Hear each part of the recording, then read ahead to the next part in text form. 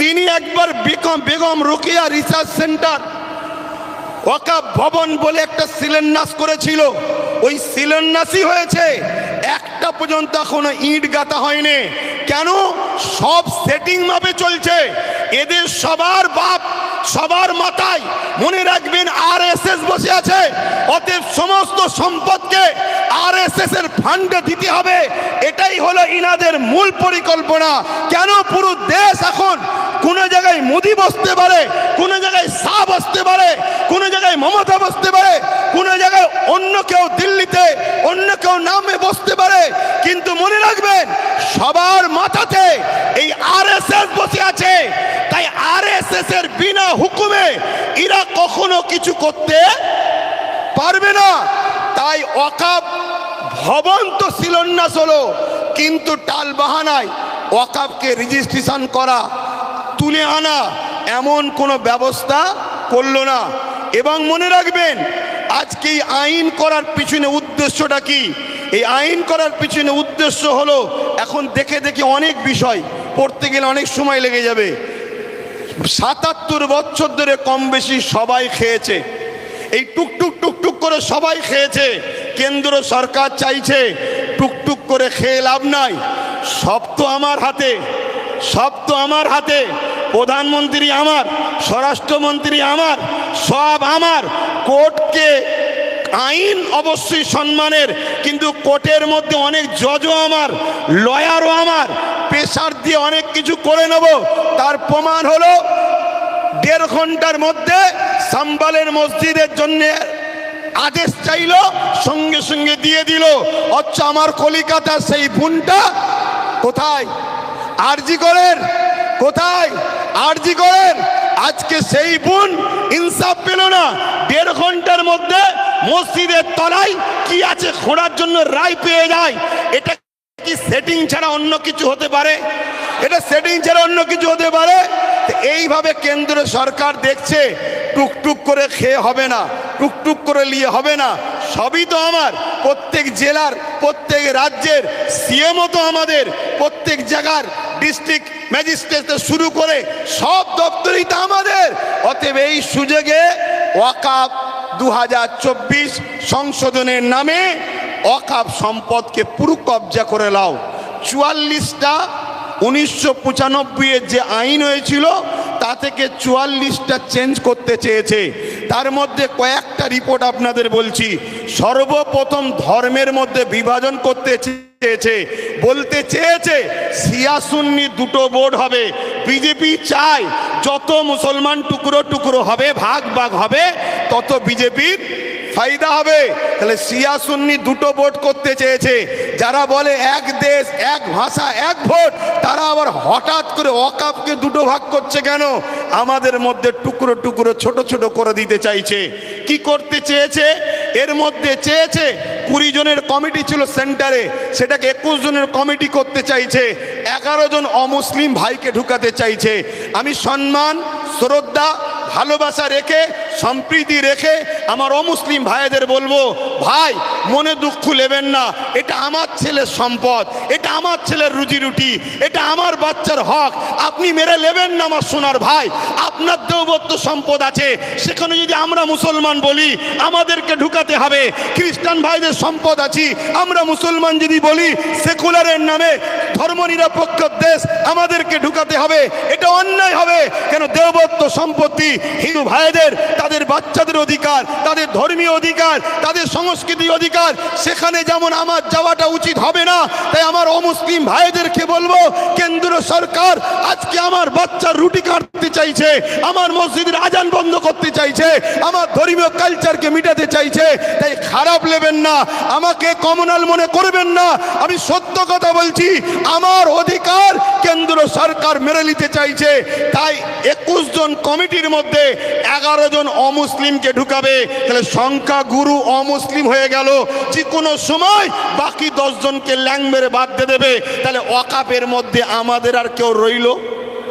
জোরে বলেন। কেরলের ১৪ বছরের মসজিদ নিলাম করে কর্পোরেশনদের হাতে তুলে দিতে অসুবিধে হবে। গুজরাটের ১৩ বছরের মসজিদ ভেঙে ওটাকে অকাব কর্পোরেশনদের হাতে, আদানি আম্বানির হাতে তুলে দিতে অসুবিধে হবে।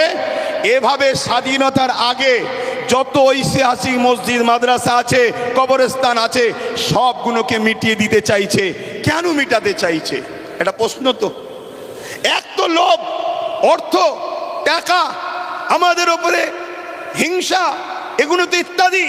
কিন্তু বাস্তবটা শুনুন, বাস্তব বলে এটাই, এনআরসি এনপিআর করে মুসলমানদের ঘরে বিদেশি বলে তাড়াবার চেষ্টা করেছিল।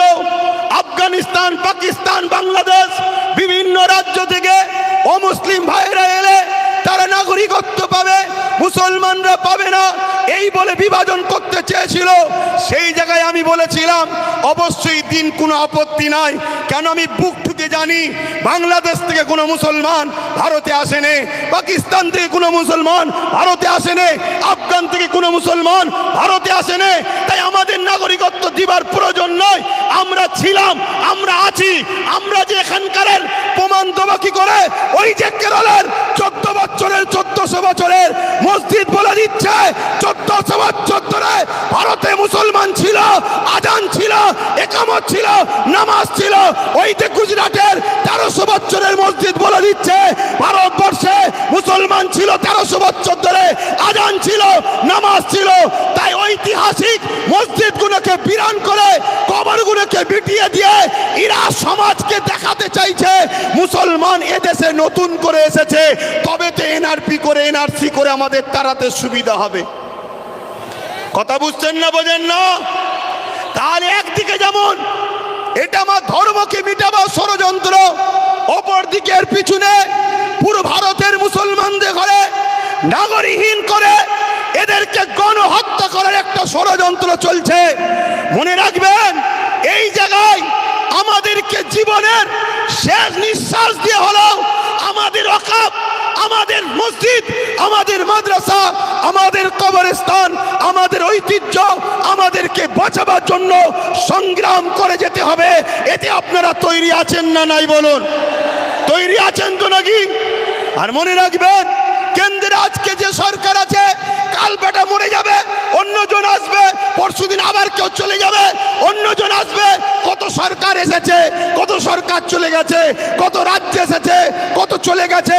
কিন্তু মনে রাখবেন, এ দেশের একটা সংবিধান আছে, এই সংবিধান আমাদের ছিল, আছে, থাকবে। সংবিধান বলছে 1947-এ সংবিধান জানিয়ে দিয়েছে ভারতবর্ষের যেটা মন্দির, মন্দির থাকবে, যেটা মসজিদ, মসজিদ থাকবে, যেটা গুরুদুয়ার, গুরুদুয়ার থাকবে, যেটা চার্চ, চার্চ থাকবে, যেটা সনাতন ভাইদের যা যেটা যেটা ছিল 1947 থেকে ওটাকে আর চেঞ্জ করা যাবে না, ওটা ওরকমই থাকবে। তাই এই আইনকে সামনে রেখে আমি বলতে বাধ্য হচ্ছি, কেন্দ্র সরকার শুধু ইসলাম মসজিদ মাদ্রাসার বিরুদ্ধে নয়, কেন্দ্র সরকার আমার দেশের সংবিধানের বিরোধী লেগেছে। অতএব সংবিধান আগে না কেন্দ্র সরকার আগে? জোরে বলেন, জোরে বলেন।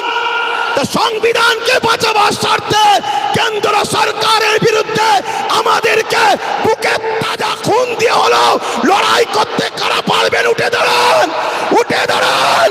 লড়াই করতে পারবেন আপনারা? লড়াই করতে পারবেন? লড়াই করতে পারবেন? রাজ থেকে অঙ্গীকার নেন, কেন্দ্র সরকারের পক্ষে কারো কথা এই বাংলার বুকে আমরা হতে দেব না। এতে আপনারা রাজি আছেন না নয়? রাজি আছেন না নয়? কেন? আমার দেশের সংবিধান, আমার দেশের সংবিধান আমাদের কাছে আগে। আমার দেশের সংবিধানকে যে বুড়াগুল তুলবে, আমার দেশের সংবিধানের বিরুদ্ধে যে কথা বলবে, আমার দেশের সংবিধানকে যে মিটাতে চাইবে, আমরা তাকে মূল গোড়া থেকে মিটিয়ে দেওয়া রাজি আছেন। কেন? অনেক কষ্ট করে, অনেক কষ্ট করে এদের স্বাধীন হয়েছে। হাজারো মুসলমান, হাজারো হিন্দু, হাজারো আদিবাসী, হাজারো দলিত, হাজারো শিখ, পাঞ্জাবিদের রক্তের বিনিময়ে এদের স্বাধীন হয়েছে। অতএব সেই দেশের সংবিধানকে নিয়ে আজকে তুমি হতে পারো প্রাইম মিনিস্টার, কিন্তু তোমার অধিকার নয় আমার দেশের সংবিধানের উপর হাত দিতে পারে। ঠিক না বেটি? এখানে আর একটা ছোট্ট কথা বলবো।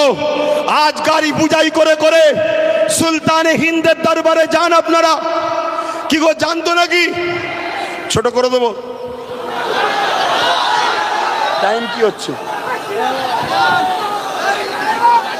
শোনেন, অসুবিধা হচ্ছে আপনাদের। আমি আন্দোলনে নামিনি, নেবেছি যখন এর সাত শেষ দেখে ছাড়বো। কিন্তু আপনারা আছেন তো নাকি? আছেন তো নাকি? মনে রাখবেন। আচ্ছা, এই আন্দোলনটা করবেন কার সাথে? না, এই আন্দোলনে কাদেরকে সাথে নিয়ে আন্দোলন করবেন বলুন? কাদেরকে? বিগত ৭৭ বছর যারা ঝেড়ে খেয়েছে তাদের ঘরে? আরে খাওয়া তো শিখালো ৭৭ বছর ধরে তারা। একটা ছোট্ট কথা বলি শোনেন। পাড়ায় চোর পড়েছে, শুনছেন তো? পাড়ায় চোর পড়েছে, সবাই বলছে চোর ধরো, চোর ধরো, চোর ধরো। ওই ভিড়েতে চোরও ঢুকে যে বলছে চোর ধরো, চোর ধরো, চোর ধরো। শুনছেন না শোনেন রে? আমরা কতটা নসিব ফাটা দেখুন আমাদের নিজেদের কর্মের জন্য আমাদের সংখ্যালঘু মন্ত্রীকে, যে কিনা মুসলিম নয়। শুনছেন তো নাকি? আমাদের অকাউলিয়ে বিরোধী দল হয়ে নেতা হয়ে চিল্লাবে কে? যে কিনা মুসলমান নয়। আজকে বুকে হাত দিয়ে বলুন, আব্বাস সিদ্দিকীকে আজকে মনে পড়ছে না পড়েনি? আজকে বলুন। আমি বলেছিলাম চেয়ারের একটা পায়া দরকার, মনে পড়ছে? বলেছিলাম, মনে পড়ছে? আজকে বলুন, টোটাল ভারতবর্ষে যদি বা বাংলা থেকে যদি ২-৫টা নওশাদ সিদ্দিকীর মতো যদি সেন্টারে পাঠানো যেত, তাহলে বিল করার সাথে সাথে চেয়ার ছুঁড়ে মারত। এখান থেকে সংবিধানের বিরুদ্ধে কথা বলছিস, কিন্তু আজ আমরা লোভে পড়ে গেলাম বা জালিমদের লুটারতে আমরা হেরে গেলাম। কিন্তু মনে রাখবেন, এই লড়াই অনেক দিন কালের। আগামী দিন অস্তিত্ব বাঁচাবার জন্য যেমন আমাদেরকে রাজপথে সংবিধানের অধিকার নিয়ে লড়াই করতে হবে, ঠিক তেমনি সংবিধানের অধিকার নিয়ে নিজেদেরকে বাঁচার জন্য, নিজেদের অকাপ বাঁচাবার জন্য একটা চেয়ারের পায়ারও দরকার আছে না নাই?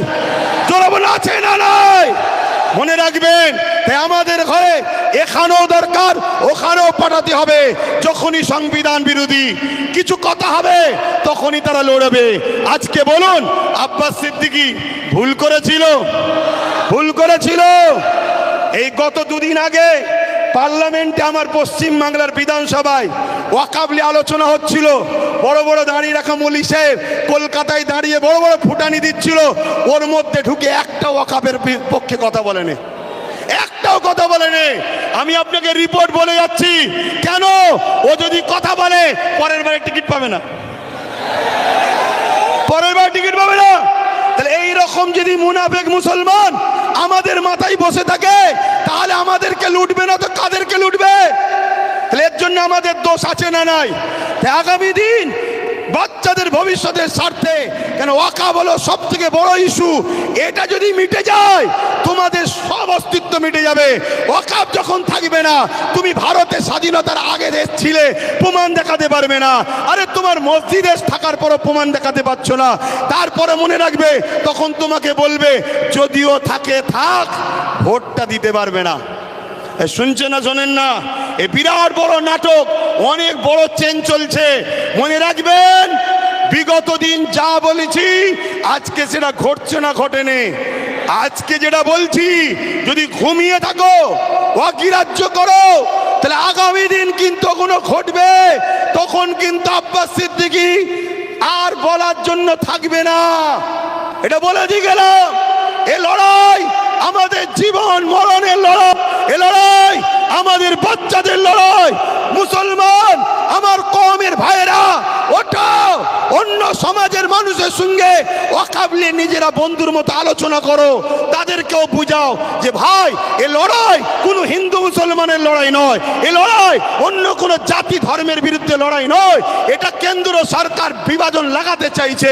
এ লড়াই আমার অধিকার, আমার যেটা গণতান্ত্রিক রাইট, আমার সংবিধানের রাইট, এই রাইটকে কেন্দ্র সরকার লুটছে, এটা মানুষকে বুঝাও। আজকে ছোট্ট একটা কথা বলি, আজকে আজমির শরীফে নাকি হিন্দু ভাইদের কোনো একটা বিশ্বাস শিবলিঙ্গর কি ধর্মীয় একটা কিছু ব্যাপার আছে।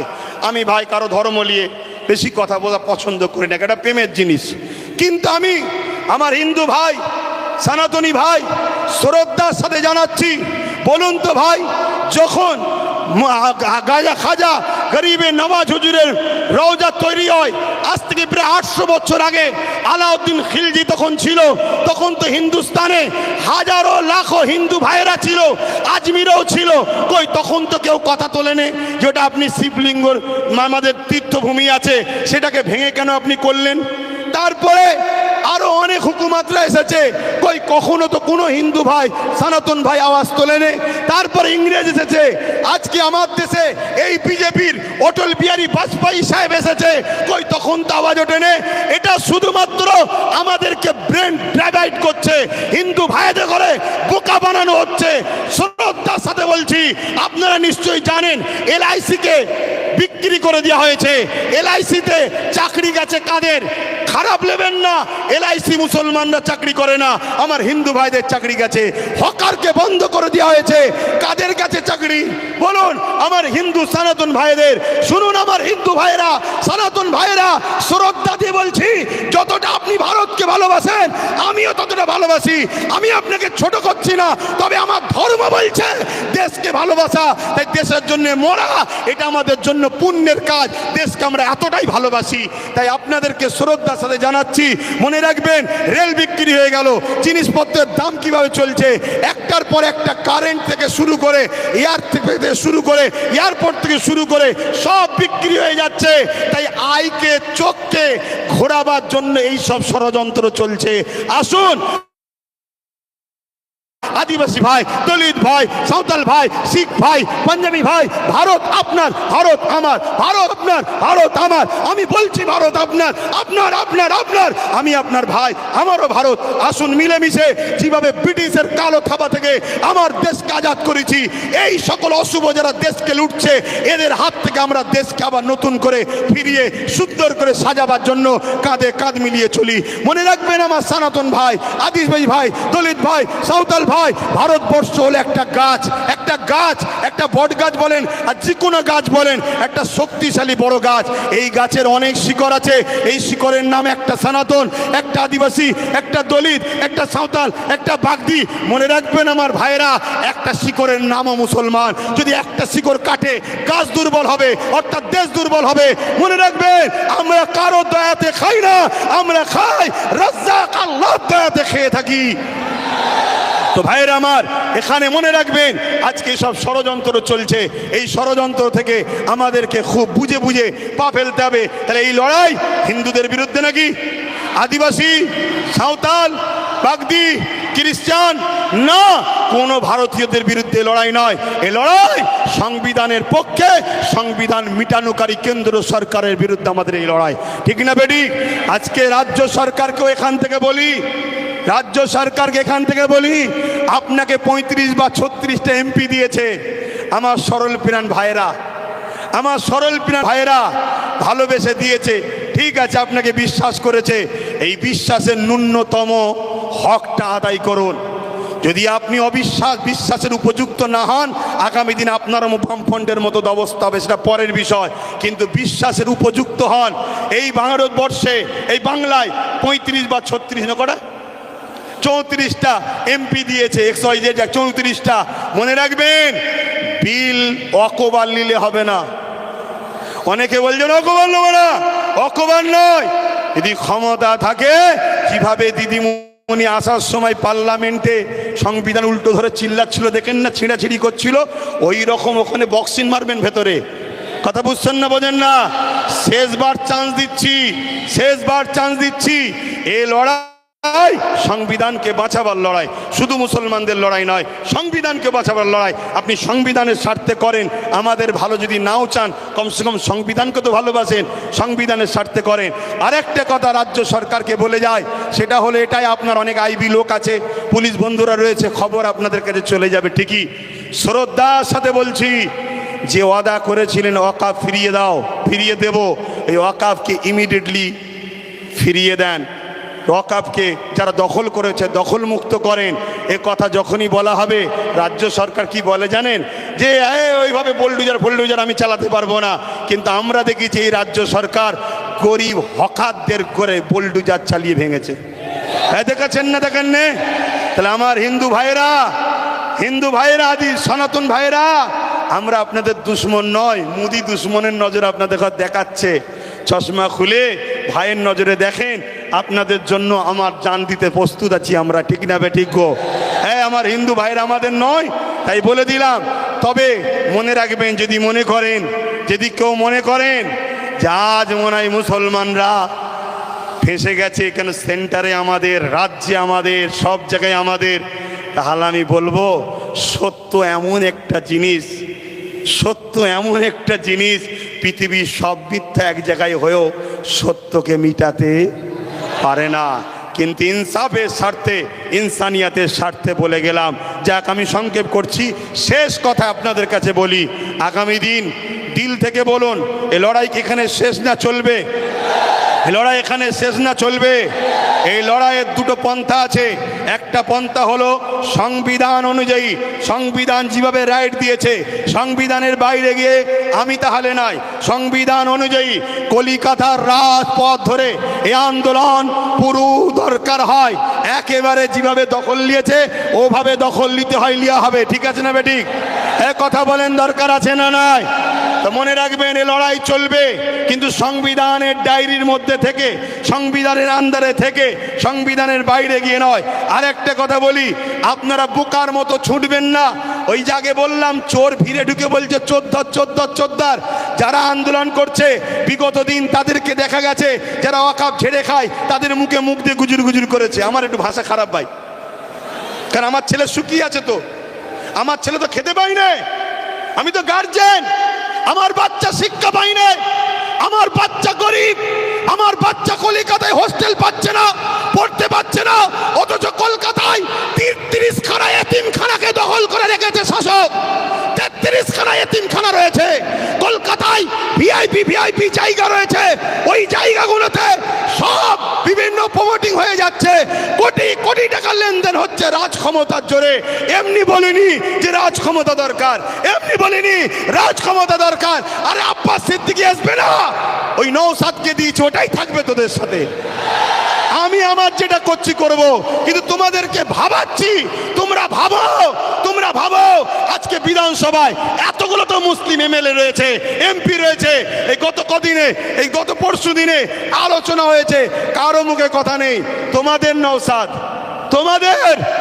ভাঙড়বাসী, তোমাদের নওশাদ, তোমরা গর্ব করো, তোমাদের নওশাদ। তোমাদের এই ভাঙড়ে পাওয়ার গ্রিগেড যখন তৈরি হয় 3 বিঘে ওয়াকাফ জায়গা ছেড়ে নিয়েছে। আমি বলে যাচ্ছি, মিলিয়ে 3 বিঘে ওয়াকাফের জায়গা পাওয়ার গ্রিডের নামে নিয়েছে। পাওয়ার গ্রিডের প্রয়োজন আছে না নাই ভাঙড়বাসী জানে, ও বিষয়ে যাচ্ছি না, আরো জায়গা আছে তো, কিন্তু ওয়াকাফ নিবি কেন? কথা বুঝে আসছে? আমি একটা ছোট্ট কথা বলবো, অনেকে বলতে পারে নওশাদ কি করলো, আমি একটা কথা বলবো, ওর আমি বড়, আমার ধর্মীয় হিসাব অনুযায়ী ও আমার জুতো ঘুরিয়ে দিতে হবে, ওর বড় ভাই আমি, সম্মানের দিকে। কথা বুঝে আসছে? আমি ওর নাম করতেছি না। আমি একটা ছোট্ট কথা বলবো, ভাঙড়ে এয়ারপোর্টের নামে জমি নিতে গেছিল, জানেন তো? নিতে পেরেছে? এটা তোমরাই তোমাদের নিজেদের তকদিরকে, আল্লাহর হুকুম তো বটে, করেছো ভালো। কি যদি ও না থাকতো, অন্য কেউ থাকলে একদিন সই করে জমিলে লাখ হাজার মুসলমানদের ঘরে উচ্ছেদ হয়ে যেত। কথা মাথায় ঢুকছে? কিন্তু ওই নেশার ঘোড়া এখনো কাটেনি।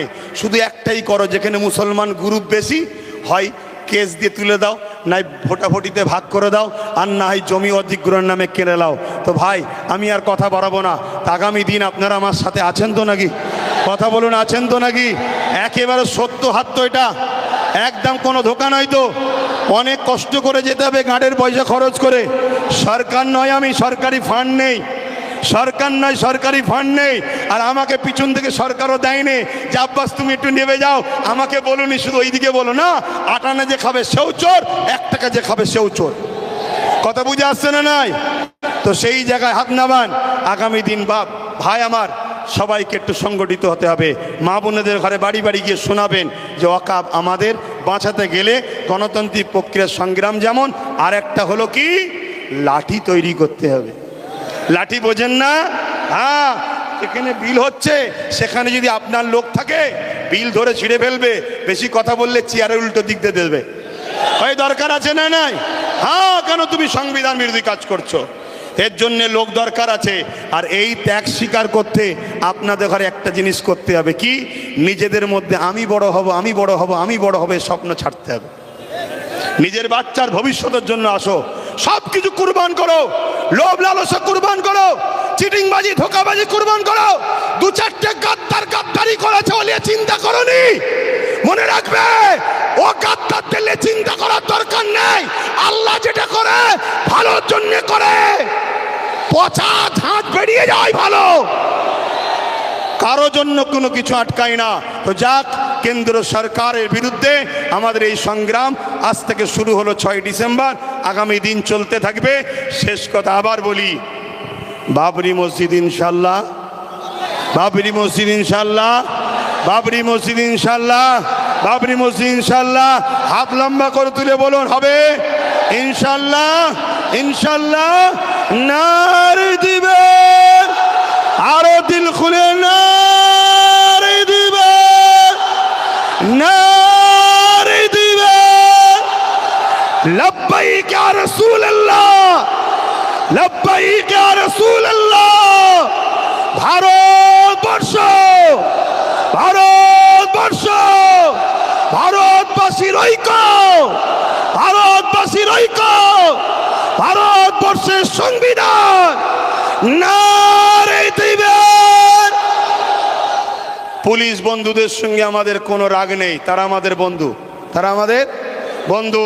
কিন্তু অশুভ লোকের হাতে ক্ষমতা চলে যাওয়ার জন্য পুলিশ বন্ধুরা বাধ্য হয় পরিবার, চাকরি, নিজের জানের হেফাজতের জন্য আমাদের উপরে লাঠিচার্জ করতে বাধ্য হয়। কথা বুঝে আসছে? তারা আমাদের বন্ধু, তারা কখনো চায় না, তারও তো ঘরে মা বোন বউ বাচ্চা আছে, তারাও তো একটা বদদুয়ার কথা মনে করে যে হাই লেগে গেলে, বদদুয়া লেগে গেলে শেষ হয়ে যাবে, আমার ছেলের ক্যান্সার হয়ে গেলে কি হবে। তাই তারা জুলুম করতে চায় না, কিন্তু বদমাইশ লোকের হাতে ক্ষমতা চলে যাওয়ার জন্য বদমাইশি করছে। কথা বুঝে আসছে? তো যাক, চিন্তা করার কিছু নেই। আমি এখানে সংক্ষেপ করছি, আস্তে আস্তে ঘরে যাবেন, আস্তে আস্তে ঘরে যাবেন। মনে রাখবেন, এ দেশ আমাদের ছিল, আছে, থাকবে। সংবিধান ছিল, আছে, থাকবে। সরকার আছে, পড়ে যাবে। কেন্দ্র সরকার যেটা করছে অন্যায় করছে। আসুন ছোট করে একটু দোয়া, আল্লাহুম্মা আমিন, আল্লাহুম্মা আমিন। আয় আল্লাহ, হাবিবের খাতির রহমত করে দয়া করে আমাদের এই চেষ্টাকে আপনি কবুল করেন। আমরা ভুল করেছি আল্লাহ, বারবার সেকুলার নামে ভণ্ডগুণকে বিশ্বাস করে মেহনত করে তাদের জন্য লড়াই করেছি, ভাই ভাই খুনোখুনি করেছি, মারপিট করেছি। আজকে সেই সেকুলার গুণ সব ডুব মেরেছে। আর কেন্দ্রের জালিম সরকার মসজিদ, মাদ্রাসা, দিন ইসলামের ওয়াকফের উপরে হাত দিয়েছে। মালিক, আপনার কাছে দোয়া চাই, ফেরাউন যেভাবে মিটেছে এদেরকেও মিটাবেন, নমরুদ যেভাবে মিটেছে এদেরকেও মিটাবেন, সাদ্দাত যেভাবে মিটেছে এদেরকেও মিটাবেন।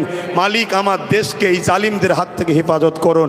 আমার দেশের সেনাবাহিনী, পুলিশ বাহিনী, বিএসএফ বাহিনী যারা সংবিধানকে নিয়ে চলে, তাদেরকে সুস্থ জীবন দিন, তাদেরকে পরিবার বাচ্চাদেরকে হাসি খুশিতে রাখেন। আমার দেশের সনাতনী, হিন্দু, জৈন, খ্রিস্টান, শিখ, পাঞ্জাবি, বৌদ্ধ, সমস্ত ধর্ম, বর্ণের, ভাষার মানুষ সবার মধ্যে মানববন্ধন দিন, সবাইকে মিলেমিশে রাখেন। এ তামাম কায়নাতের সৃষ্টিকর্তা আল্লাহ, জানি আপনি আমাদেরকে পরীক্ষা নিতে শুরু করেছেন যে তোরা আমাকে কত ভালোবাসিস দেখব। আল্লাহ, আপনার পরীক্ষায় যেন আমরা নিজেদের জানকে দিয়ে হলেও এই জালিমের গদিকে তুলতে পারি, এই ক্ষমতা আপনি আমাদেরকে দেবেন আল্লাহ। আয় আল্লাহ, আপনি আমাদেরকে পরীক্ষা নিচ্ছেন, পাশাপাশি আপনার কাছে ভিক্ষা চাই, আপনি আমাদেরকে আরও কামিয়াবি দেন। এখান থেকে দোয়া আছে আমার ছোট ভাইকেও আপনি কামিয়াবি দেন। আরও যারা নাই পরাণ সত্যের সাথে কাজ করছে তাদেরকেও কামিয়াবি দেন। মালিক, ধোকাবাজ, চিটিংবাজ, প্রতারণাকারী, ছদ্মবেশী, মুনাফিক মুসলমানদের থেকেও আমাদেরকে সতর্ক থাকার তৌফিক দেন। আমার রাজ্যকে সুন্দর রাখুন, ভালো রাখুন, নিরাপদে রাখুন। প্রশাসন বন্ধুদেরকে আল্লাহ তাদেরকেও সুন্দর জীবন দেন। তাদের উপরে অনেক চাপ প্রেশার, তারপরেও দোয়া চাই মালিক তাদের পক্ষ থেকে যারা নিরপেক্ষভাবে কাজ করে তাদেরকে ভালো রাখবেন। আর যদি কেউ গায়ের জোর পাওয়ারের জোর দেখায় মালিক তার বিচারও আপনার কাছে দিলাম মালিক, আপনি তাদের বিচার করবেন, এই সাধারণ মানুষকে আপনি হেফাজত করবেন। এই সংগঠনের ছেলেদের প্রচেষ্টাকে কবুল করুন। আমিন। লা ইলাহা ইল্লাল্লাহ মুহাম্মদ রাসূলুল্লাহ। আসসালামু আলাইকুম।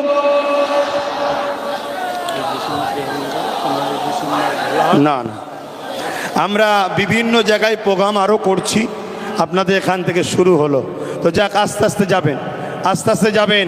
যেদিন আমি কলিকাতায় ডাকবো খবর পেলে একটু সময় দিতে হবে, আশা রাখছি, আশা রাখছি। আস্তে আস্তে যান, আস্তে আস্তে যান।